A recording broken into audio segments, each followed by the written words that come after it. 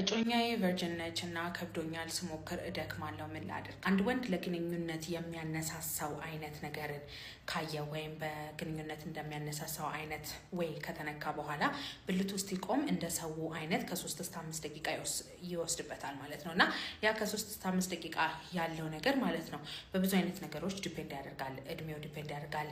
ለግንኙነት ያነሳሳው ነገር እይታ ነው ወይም የንክኪ ነገር ነው ወይ ላይፍ ስታይሉ እንዴት ነው የዛን ቀን ደግሞ ያደረገው ነገሮች አሉ ወይ እና ስነ ልቦናዊ የሆነ አይነት ኮንፊደንስ እና እረፍት አለ ወይ የሚባለው ነገር በጣም የሚወስነው ነገር ነው ማለት ነው። ስለዚህ ያ ሁሉ ነገሮች አንደኛ መታየት አለባቸው። የብልት ጥንካሬ ማጣት ደግሞ ያላቸው ወንዶች አሉ።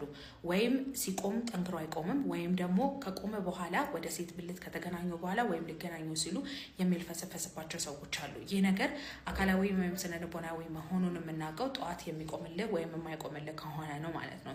ጠዋት የሚቆምልህ ከሆነ ብዙ ጊዜ ደም ስር ላይ እና ነርቭ ላይ ያሉ ችግሮች ሊኖሩ ይችላሉ። መተህ እሱን ቼክ አድርገን እናስተካክልልሃለን ማለት ነው። ለግንኙነት ብቻ ደግሞ ጠዋት እየቆመ ደግሞ ለግንኙነት የማይቆም ከሆነ የተለያዩ አይነት ቫይታሚን ዴፊሽንሲዎች ሊኖሩ ይችላሉ፣ ሆርሞን መዛባቶች ሊኖሩ ይችላሉ እና ስነ ልቦናዊ የሆኑ ጭንቀቶች ሊኖሩ ይችላሉ ማለት ነው።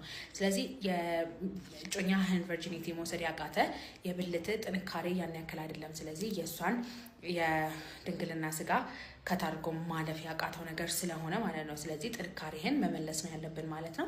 ስለዚህ ጥንካሬ ያጣህበትን ነገር መጀመሪያ ማወቅ አለብን ማለት ነው። ስለዚህ ቼክ መደረግ ትችላለህ። በማንኛውም የብልት አለመቆም ችግር መታከም ከፈለጋችሁ ባዮ ላይ ባስቀመጥኩት ስልክ ቁጥር ከጠዋት 3 ሰዓት እስከ 12 ሰዓት ድረስ ብቻ በመደወል በአካል ለመምጣት ቀጠሮ ማስያዝ ትችላላችሁ። በሬ ሁል ጊዜ ክፍት ነው። ባይ ባይ።